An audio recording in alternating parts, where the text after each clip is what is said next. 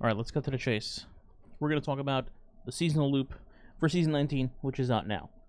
For the loop, to avoid spoilers, if you haven't done the mission yet, I'd suggest pause the video, go do the mission, and then come back. Because after the mission, it's kind of impossible to dodge spoilers when talking about the seasonal loop. So, there's your warning. Let's get started. Once you've completed the mission, in the Season 19 intro mission, you're going to get your artifact, and once you're done with that, you're going to have basically 2 currencies to worry about this season. Well, technically 3, but 2 of them are combined together. So, these currencies are Seraph key codes, which you can hold a max of 2,000, but note that you can hold 4,000 by doing an unlockable. Spoiler alert, there's another grid for a vendor this season. I know, shocking news. And then we have another item, Resonance Amp, which also contains Resonance Stems. Now, anybody that's played the OG Warmind season will know that these are basically little codes you collect from Mars, and then you would open up little Rasputin boxes to get stuff from them. So it's basically the same thing, except it's more than just on Mars. For example, the code will say Luna dot blah blah blah, which would indicate that you have to go to the moon and then find a particular space or dome or catwalk to get your item. And these are the main ways that you can get the Seraph / Icolos weapons to drop, including red borders. So that's what you do with that. So to get Resonant Stems, you basically just do your regular chores around the game, Vanguard, Crucible, Gambit, etc., and you'll get 2 to 3 Resonant Stems drop per activity to get those. Once you get 4, you're able to then make one of these combinations, and then it will tell you a certain coordinate where to go to find it, and then from that box you'll get an item. As for Seraph key codes, it's more of the same thing. Seraph key codes can drop from various activities in the game. There's a difference in these, however, in that you can get different amounts depending on which activities you do. So, for example, if you do a Vanguard Strike, you can get somewhere between 265 and 300. I personally got 300 to one strike. My teammate got 265. Not sure what's causing that, given that we're all basically both at the same beginning level. We don't have, like, different perks in the seasonal event or anything like that. Anyway, moving on. However, there is other activities that give you much higher outputs. For example, if you're on a Witch Queen campaign mission, you'll get 649 per run until you max out at the current maximum of 2,000. So, depending on how efficiently you want to do this, you can go set up a checkpoint farm for the Witch Queen campaign missions, or just do regular stuff like Vanguard Strikes.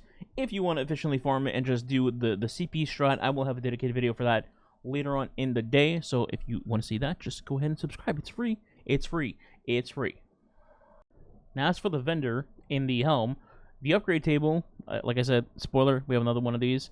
You're going to have 2 upgrades, as you always do in a seasonal challenge week, to unlock here. So, to show you right here, it'll be these 2. Complete, basically, this is the quest for the week that you get every season, as usual. And then you complete this, which takes place in the Heist Battlegrounds, the seasonal activity. Get 5 Seraph chests with your Seraph key codes, and then kill Powerful Hive. Once you get these 2 done, then you get 2 upgrades in the EXO vendor table right here. And my personal recommendations to get you started would be the middle table right here, the first one, because it gives you a chance, or rather it increases your additional EXO frame reputation just to give you more engrams quicker from the vendor. And why wouldn't you want more of the engrams? The more engrams you get, the more likely you get red borders for Icolos and Seraph theme weapons, I guess they look like.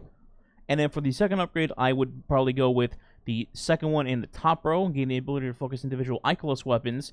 That just lets you, separate everything from the rest and go after whatever you want. All you have to do is just get each of these unlocked, and then you're good to go. So that's where the Resonant Stem, quote-unquote, farming will come in. Once you do that, you just farm out whichever ones you want. Personally, I would just go Icolos SMG first, followed by probably the shotgun. But that's just me. Maybe you want the sniper first or whatever. That's up to you. Now, speaking on the seasonal activity, Heist Battlegrounds, this is where you're going to be getting all the new seasonal weapons, with that being the Linear Fusion, the Bow, Pulse Rifle, Trace Rifle, Glaive, and Machine Gun. Essentially, at least the beginning of the season, you just basically need to run the activity and hope to get lucky to get red borders until eventually you get Umbral Focusing to get these weapons as well. My personal recommendation will probably be to run either 3 story missions or do 3 checkpoints. Again, I'll have this strat up as fast as I can later today. And then once you've done that, you will have almost 2,000 of the stems ready to go. At that point, you just go into Heist Battlegrounds, whether it's solo or with a fire team, and knock out at least 3 of them, and then just repeat the loop until you get whatever that you want. Just finally, let's talk about the seasonal artifact. So for this, I'm just going to give my recommendations of what you should go after first, rather than which you should pick between each other, because eventually you'll have all of them, but I'm going to give you the ones that I think you should have, let's say for the dungeon, which is in 3 days, and you can get only so many unlocked at a time. So me personally, I went with the top 4 of the 4th row, and then once I have my 5th row unlocked here, I'm going to be going for the bottom 4. Basically, I'm going to ignore low entropy superconductor because I don't find it to be that useful. Maybe on like an Arc Titan, okay, sure, or an Ultra build, but outside of those 2 particular things, I don't find this really to be that helpful. I rather just use any other, you know, like weapon to get my unstoppable stuns. And then passive aggressive guard, I don't think it's very good. If you're using a glaive, you're using a blocking build, you can already block damage just fine.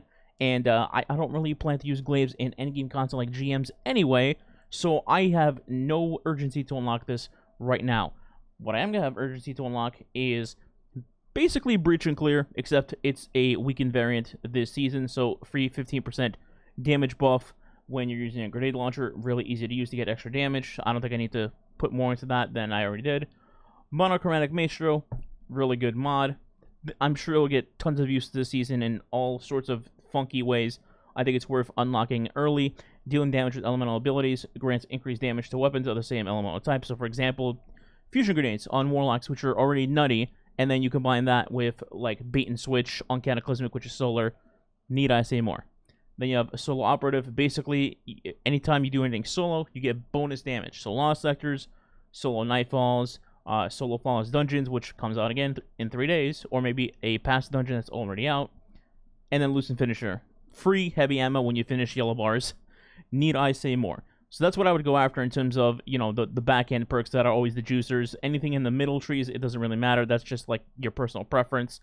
But I will mention that as, unfortunately, there are 2 mods that give you even more damage resist than we already have, because that's what we need to be wrapped in bubble wrap in this game to just not take any damage at all for any of our enemies.